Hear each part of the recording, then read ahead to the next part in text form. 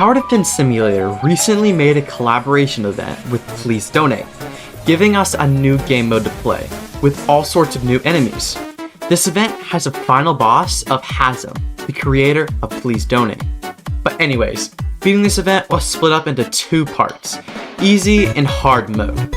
Beating easy mode was not hard at all, with the boss only having 50,000 health. Hard mode was not much harder. I placed crook bosses which shredded the waves, and eventually getting us to wave 20. And I beat that easily. After beating easy and hard mode, I had beaten the entire event. But I was not done yet. One challenge stuck in my head. Could you beat the boss on hard mode, solo, with only event towers? This sounds a lot easier than you think, because most event towers are used as support, meaning that they don't do much damage. And beating this solo meant I had to have as much firepower as possible. But before everything, I would need to get a loadout. So I picked what I thought would be my best bet. Gladiator for crowd control, Executioner for my main DPS, as it has one of the highest damage rates out of all of the event towers, followed by Elf Camp, which I thought would be a good idea because of how cost efficient it is. Next, I had Harvester as sub DPS, and lastly I had Toxic Gunner, which has the second most damage output due to the placement limit.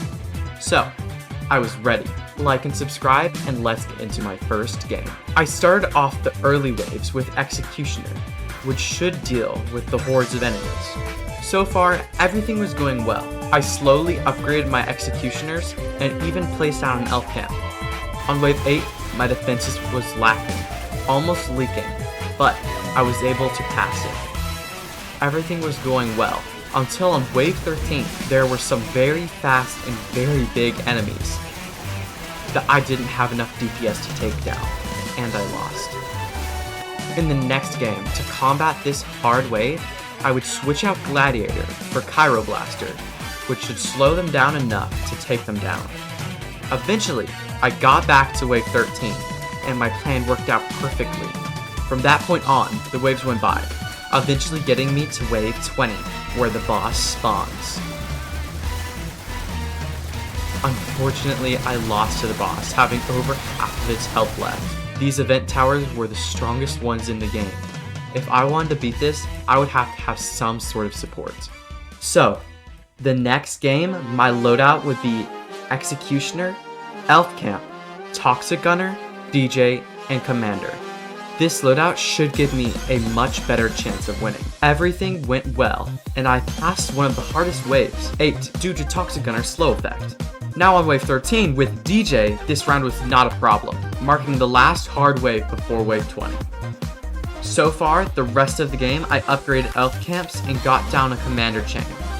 And at this point, I was ready. The boss's health crept down slow but steady, but still made it to my base with less than a quarter of its health left. All I could do was keep going and tweak my mistakes on the way, this time bringing Medic for its stun ability. I lost again on the final wave. Again, I tried not with Medic but with Jester, with hopes of some extra damage that I really needed. But again, dying. If I wanted to win, I would need a lot more damage. And then I started to think. Looking down in the exclusive tab in my inventory was Necromancer. Originally, I dismissed the idea of using him, because I didn't quite think of it as an event tower. But the more I thought of it, it really came out on an event and was only obtainable for a limited time, and was obviously in the same section as the event towers. So, if I really wanted to win this, I would need to use him. All throughout the waves, Necromancer shredded the enemies. Then, the final wave was here.